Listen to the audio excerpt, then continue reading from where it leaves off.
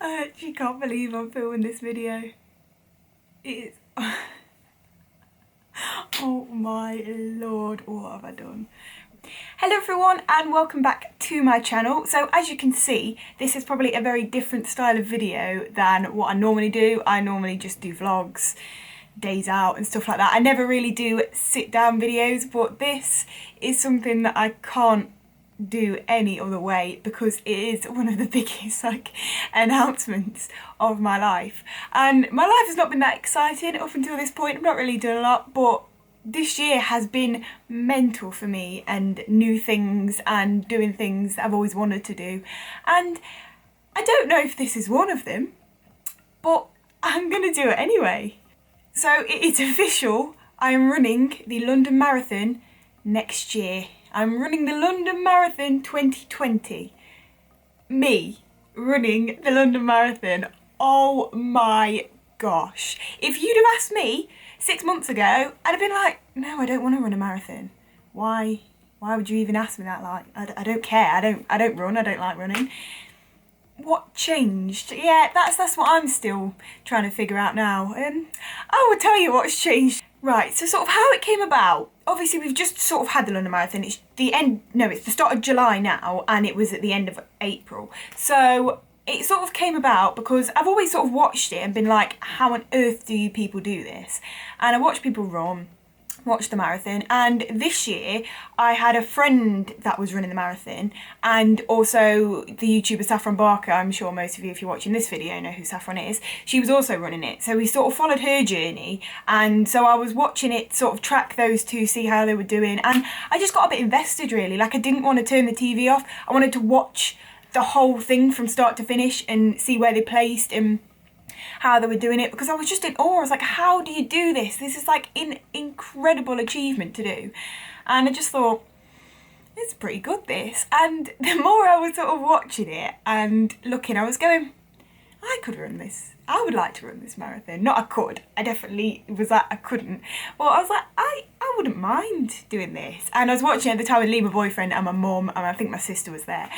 And they were all like, yeah, I'm sure you could, like, you go for it.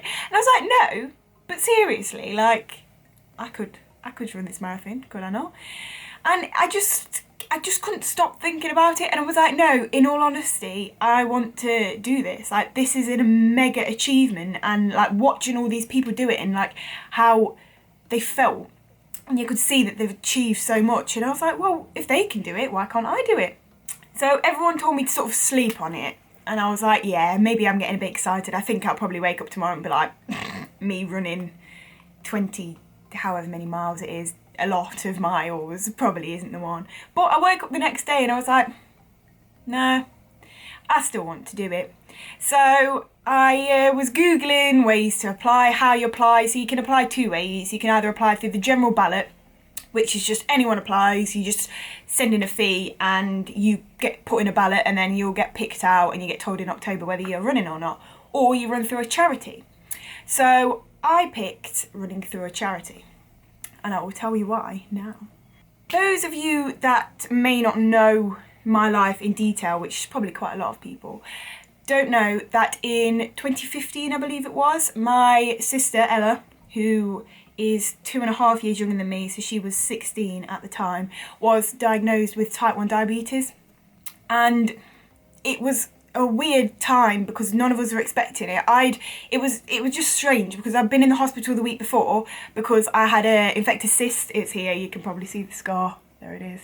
And we'd spent like the week in the hospital before because I had to have an operation, going to general anaesthetic. So we'd already been in the hospital, me and my family.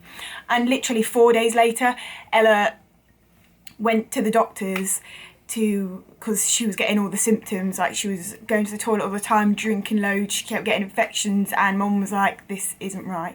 So they took her to the doctors and they did a blood test, and at first they said, no, she's fine, she doesn't have diabetes, because they did a little test, blood sugar test, and Mum was like, okay, at least it's not that. And then about 10 minutes later they were like, actually you should go down to the hospital because yeah, we think you do have diabetes. So she went into the hospital, she spent overnight in the hospital. I'll insert some pictures here of her in the hospital for a couple of days, and they run tests on her. They sort of showed her how to like prick her blood sugar, but she wasn't sleeping because she was in hospital, and they had to wake her up all the time, and it was just wasn't the best time. And then it was also around her GCSE results, and we were going away on holiday for 2 weeks, and obviously you've got all this stuff, you've got all the pens to inject, you've got the insulin, you've got to keep it cool, and we were like, we have no idea what diabetes really is, so how on earth are we meant to do it in another country? So it was just a completely like overwhelming time for us all because it was so unexpected. And then I was going off to uni that year, so everything was just happening at once, and we were just sort of like, what is going on? And it is hereditary, type 1 diabetes. My grandma on my dad's side has it, but she didn't get diagnosed till she was about 60, so she had it a late onset. And obviously at the moment Ella clearly had it in her genes, and I could get it at any point because it's likely if your sister gets it, it sort of skips a generation. So my dad's generation was fine, and then it came down to ours, and yeah, Ella got diagnosed with type 1 diabetes when she was 16. The more I sort of thought about it, I thought, well, not only do I want to run for myself, but why would I not want to raise money for a cause that's so close to me and that I don't think people know enough about? And I've made many documentaries. I made My Needle and I, which is also on this channel. I will link that below, which is a documentary about Ella. It's just a 10-minute one, just about type 1 diabetes and the difference between type 1 and type 2 and how she lives her life. And I just thought, why would I not raise money as well as do something for myself? And all I want to do is raise as much money as I can for diabetes and run the race for diabetes and just get the, like, bring the awareness out, because I think also it just helps having a platform to talk about it and just get it out there, really. Because I think in the future, I think diabetes will be something that's not curable but manageable. Like, you'll get sort of like an artificial pancreas or something, and it will help do it itself, so you don't have to inject all the time, really. So yeah, I'm hoping the more money I can raise for that, the better. If you didn't know what type 1 diabetes was, it is where the pancreas just stops working. So the pancreas is constantly producing insulin as you eat, so it brings down all the high blood sugars, brings them up if they're low, and it does it all automatically. But when you've got type 1 diabetes, the pancreas stops working and your blood sugars go to extortionate highs and lows, which is where you can go into a coma, lose limbs, even die. Many people have died through this if they can't control it or they can't get access to certain insulin and all of that. So it is very serious, and it's just every time before Ella eats anything, or if she's doing exercise, it's not even just eating anything, she has to inject insulin and test her blood sugar. And she lives a very active lifestyle. She is at uni in LCPA in Leicester, and she is performing all the time. She's constantly doing performing arts, dancing, singing, acting, 9 hours a day, and it's very difficult to control it. So to have something like an artificial pancreas or something that just does it automatically like a pancreas would be literally life-changing for her, and I know it would be for many other people as well. So I'm just hoping that I can raise enough money, and everyone else can, to help find some sort of cure or some sort of way for people that have diabetes to live a lot easier life. So obviously I applied in April, and they said they get back to late June, which was last week, and I got a phone call from them, and they were like, we'd like to offer you a place on the team. And I was like, oh my goodness, I actually can't believe I had this. There we go. Congratulations, you are now registered for the Virgin London Marathon 2020. Are you joking me? I am actually running the marathon next year. This is insane. Right, I'm now just about to create my Just Give page. Oh, there it is. I've raised £0. I'm ready to go. This is literally insane. Actually cannot deal. I have a Just to Give page for the London Marathon. As you see, there's nothing on here. It's just diabetes, because obviously I sign up through them. So I'm going to fill this out and get going. My page is now all set up. I've written my story, which is quite long, as you can see. I've added a cover picture of me and Ella, and yeah, it's pretty much just set up now. So as soon as I start doing things, I can share the page and just start getting some money in. I just didn't expect it, even though I'd applied, and everyone sort of says if you go through a charity you normally get in, but my point is if 800 people are applying for a charity, you can't. I know they can say, well, this charity has places, but I just feel like everyone can't all get a place because otherwise there'd be too many people. So I wasn't necessarily expecting it. I just thought I'll wait and see. So I haven't mentioned it to anyone. I haven't really said anything. All I've been doing is sort of starting to train, because the last time I ran properly was in year 6. I'm now 22, so year 6 was 11-year-old me a long time ago. I did cross country. I remember enjoying it, and I remember the crowds helped. So I've done sort of running with crowds and people cheering you on, and I know sort of how it feels. I can sort of remember that, and I know that running in the marathon, people have said just the crowds keep you going. No matter how much you want to stop, they keep you going.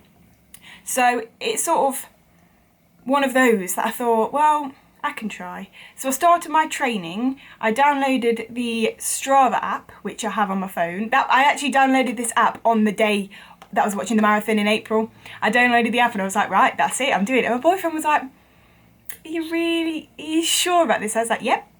Even though I've not run since year 6, that's the last time. I'm not a runner. That's not like when I go to the gym, I don't run. I do weights, everything else, not running. Because I couldn't. And it was sort of just one of them that I'd do a bit and then I'd be like, well, I'm too tired, but I have to learn to push myself past that point, and I have been doing, and it's helped a lot. Once you pass that, you just get to a steady pace that I've never got to before because I've never tried. So I'm going to go on Strava, and I have been sort of trying to go two mornings a week currently, because I didn't really need to in April. It was just sort of warming up, and the way it worked with work, I sort of had the mornings free, so I sort of wanted to do it just 2 days a week, easing it in. So I'm going to get up my first few runs. I'm not sure how many runs I've done. Let's have a look. Right, let me move this way, and I will put my what I've been doing over on this side. Right, so it says here my first run was on the 1st of May at 9:11 a.m, which is also quite early to be running, and the title is First Ever Run in Existence, lol. And the description says, want to die, in all honesty, but you got to start somewhere, lol. Honestly, I remember this. I was like, what have I done signing up to a marathon? So I ran 2.35k in 15 minutes 58 seconds, and honestly, I remember thinking, I can't do this. I can't even run 3k or 2k. Like, I can't do a marathon. And look, as you can see, I didn't even make it back to the house. I stopped recording before I got there because I was like, nope. So yeah, it took me 15 minutes 58 seconds, and I did 2.35k with an average pace of 6.48k. So that was my first ever run on the 1st of May. So then we go up to the second one. The title is, well, I was 30 seconds quicker. And the description is, this one was even worse than the first one, and I didn't think it was possible. Oh my God, it was going really well. Don't feel so out of breath, but I got the worst stitch about 1.8 in, to the point where I couldn't run, it hurt so much. So the last 0.3 were done in stop-starts due to unbearable pain, but alas, second run done. Also, my music cut out about 0.3 k in, and I couldn't get it working again, so I was musicless. Don't think running is for me, but I'm not giving up yet. Again, as we can see, I didn't even make it back home. So I did 2.19k, which is even less than the one before, in 14:30. So I guess the pace was a bit better, and the average pace was 6.37 kilometers an hour. So I remember this. I don't know why, but I keep getting a stitch on my right hand side. I think I wasn't warming up properly, and it was unbearable. Like, every step felt like I was being stabbed, to the point where I'm very good with pain. I can run through pain. I couldn't run through this, and every time I stopped, stretched it out, I'd start again, and it just keep happening. So I just gave up. There was nothing I could do. It just wasn't for me, and touch wood, that hasn't been happening recently in my recent runs. It was just sort of at the start, but I remember that, and after these 2 runs I thought, what have I done? Like, I can't do this. It hurts so much. I can't breathe, and if I'd have given up, then I'd have never been able to even get where I am now. but it is just literally all about perseverance and carrying on. So that was on the 4th of May. So then the next one was on the 8th of May, and the title is First 3K Was a Success. Good. First 3K was such a success, I only struggled slightly with breathing and only stopped twice, one due to running up an incline for a bit, which I'm not used to. Also, the weather, as you can see from the picture, is tipping it down. This is what it looked like. It was a horrible day. I nearly didn't go, but I'm so glad I didn't, because this was one of my best runs I've done. And I still did it, and I managed 3K in 20 minutes, which I'm pleased with, given last week's 2K was defeating me, onwards and upwards. So yeah, it was getting better. So yeah, I did 3.1K in 20 minutes 24, with an average pace of 6:28. So it was all right, but as you can see, the route was getting a bit longer, and in that weather, I think I did quite well, because it was just raining, and it was cold, and it was horrible, and I was like, do I really want to go out? But I did, and all these 3 runs I didn't do without stopping. I stopped about 3 or 4 times in all of them. I didn't do a full run, but it could only get better. So, oh dear, May the 14th, the title is That Really Hurt. All went well for the first K, but after that my toe, which I broke 6 years ago, started playing up as I wore heels all weekend, and it became so painful to walk on, let alone run. So I had to stop at 2.7K, not 3, and hobbled the last 300 metres, which meant I did not run to my full potential, especially compared to my last run. Just annoying, but I rested today and see where we're at tomorrow. At least it was sunny compared to last week when it rained terrifically. Yeah, I remember this. Because I've been in heels all day, yeah, I broke my toe a few years ago, and if I'm in heels, because obviously it's pushing on it, it just makes it hurt for the next few weeks, and obviously running on it just wasn't having any of it, and it really was hurting. So again, I couldn't do a full run, and it just felt like I kept going out and not doing a full run because something stopped me, a stitch, the rain, my toe. I couldn't get fully running, and it was getting better. So I did 2.77K in 18:30, average pace of 6:34. So it wasn't the end of the world, but I was so pumped after the last one. I was like, yes, I'm getting there. And then it just felt like a setback again. So then we got May 18th, new route and a mild success. New 3K route I tried out. Not bad, given I have a stinking cold and didn't finish work until 1 AM yesterday. Was so close to not running this morning, but I made myself and I did it. Everything was okay today, bar not being able to breathe through my nose, but sub 23K isn't bad. So 3K in 19:30, average pace of 6:24. This one wasn't bad, yeah, because I worked in a pub back then. The hours I did when I worked on a Friday night, I wasn't finishing work till 1 AM, then I wasn't in bed till sort of 2 AM, then I wasn't asleep till 2:30. So it was very like, I don't want to get up and run now, I want to stay in bed because I'm tired, and I had a cold. But I managed it, and again, that was one of the better ones. It seems when I'm not wanting to go, it goes well. When I do, it doesn't. It's a difficult one. But yeah, that one worked fine, and it seemed to be getting better. So on to the next one, May 24th. Oh no. Return of the Mammoth Stitch is the title. I don't even know why or how it's coming on. I don't eat or drink anything before I go. It must not be stretching my abdomen out properly then.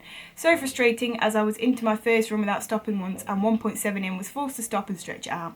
I only stopped once though, so without a Mammoth Stitch I think I'll be alright. Just frustrating, feel like there's no point in me doing anything anymore if I can't do 3K without stopping. Frustrating, but I went out, I guess. Another sub 20 though, with walking for 30 seconds. So yeah, I did another 3K because I wanted to do a 3K without stopping, and that was meant to be it. And the stitch got to me again, and I just couldn't do it again, and I was so frustrated. So I did 3.09K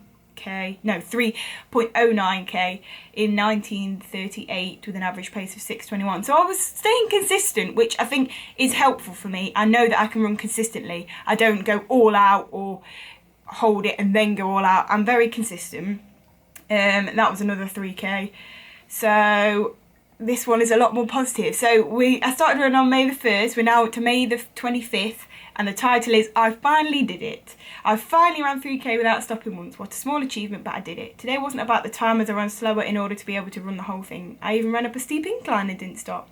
Finally, I know I can run it without stopping. I think I'll do one more 3K, then on to the big 4. No stitches and no issues today, just pure determination. So I am happy.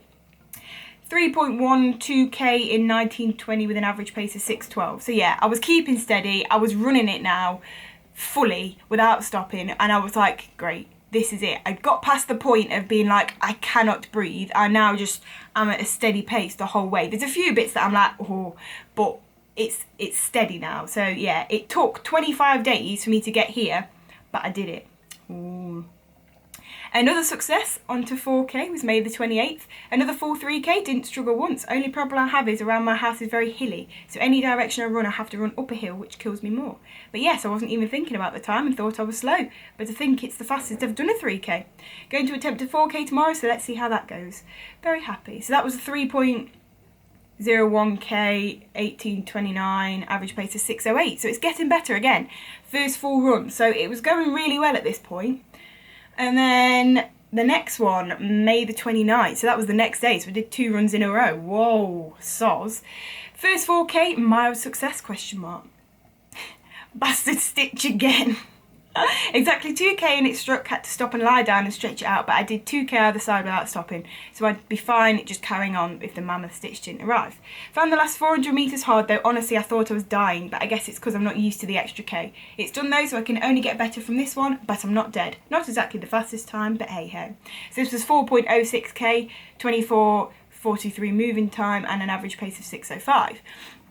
Not bad, but yeah, I wanted to just smash out a 4k without stopping, and I was on a roll. It was going really well, and it just happened again, and I couldn't run through it. This one, luckily though, it did go away once I stretched it out, so I did manage 2k either side, but you know. So, changing it up, June the 2nd, I went on holiday to Butlin, Skegness. That vlog is also on my channel if you want to go check it out. You can see what I look like when I've been running, because I did vlog when I was before and after I went on my run. So this was a holiday 3k run. Me and Lee decided we'd go out for a nice seafront run this morning before we started the day, so a small 3k before breakfast was had. I enjoyed it and managed to just be steady, so all is good. Now time to enjoy this morning. So we did 3.08k, 18:34 time, and 6:01 was my 6:01 was my average pace. So that was good. I didn't realise how good that was, but yeah, I was fine with that. I just sailed on and I was fine. Like that 3k was a really good run. That was probably my best run I did. Lee didn't like it because he normally goes for a run in the evening and I go in the morning, so I was used to it. But yeah, that was a good run, that was.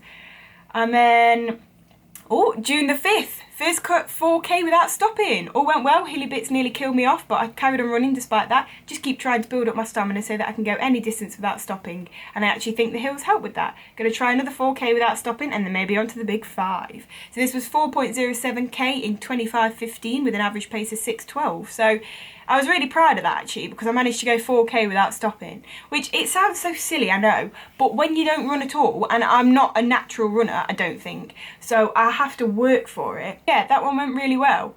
That was on June the 5th. And then it goes a bit downhill. I didn't run again until June the 10th, and the title was Miracle Run. I really did not want to go this morning, so I'm surprised I even did 4k. It wasn't even a, oh actually I'm so glad I did this, I feel much better. Because I don't. I feel like death, and that run was hard. Just not been in the running mood recently. Didn't go on Saturday either, I don't know why. But yeah, at least it's done, but it wasn't an enjoyable one, I can tell you that. God knows what the time was either. I didn't even try to be quick. So I did literally a 4k. I was counting that down till it said 4k, and I just stopped it wherever I was because I was not feeling it. 4k in 24:49 with an average pace of 6:12. Again, consistent, that's all I was doing, but I don't know what's wrong, but I just couldn't. And since then, that was June the 10th, I didn't run again till June 24th, and that was the last run that I did, because I went to Butlins obviously, and I ran there. Then when I got back, I was at work again, and I did that run that I just said that I did. And then since then, I just haven't had time. I went straight to Disneyland. So I wasn't running in Disney, was I? No. Then when I got back, I've been packing and sorting my things out, and then I've got here. So I've not run properly in a while, and I went for our first run on June 24th, which was now on Monday, and it is called No Air.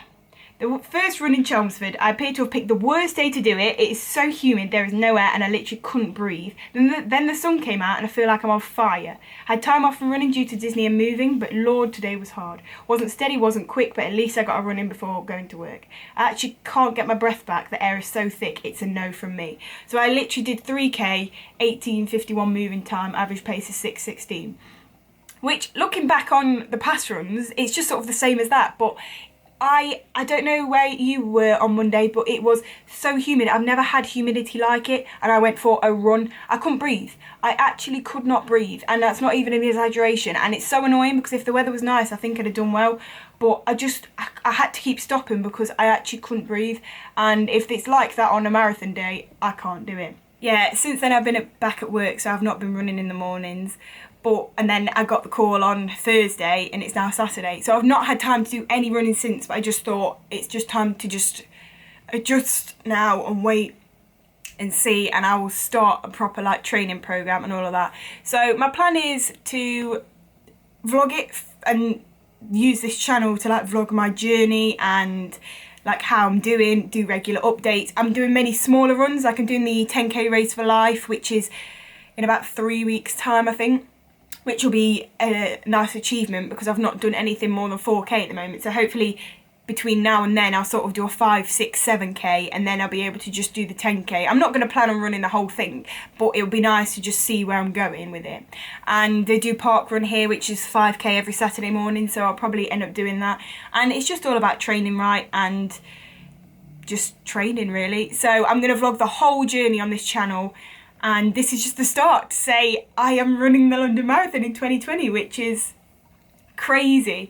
But yeah, I'm going to be linking my Just Giving page down below. So if you can give anything, even if it's just something small, it will be really helpful, because when you're raising money for a charity, you have to raise a minimum of £1,995. But I'm raising more than that. I don't care. I will do anything I can to raise as much money as I can. But any small donations from anyone, even if it's just £1, 10p, it doesn't matter. Everything helps towards helping find a cure for diabetes. So yeah, I'm linking my Just Give page down below, so if you can spare anything, that would be great. And if you want to follow my journey, do not forget to subscribe and put the notifications on, so every time I post you'll get a notification. And yeah, that's it really. I just thought I would come on and share what's been going on and share this news. So yeah, follow me on all my social medias as well if you also want to keep up to date with it. But yeah, it's currently June and I've got till the end of April next year. So let's just see how it goes. But thank you for watching, and I hope to see you in my next video.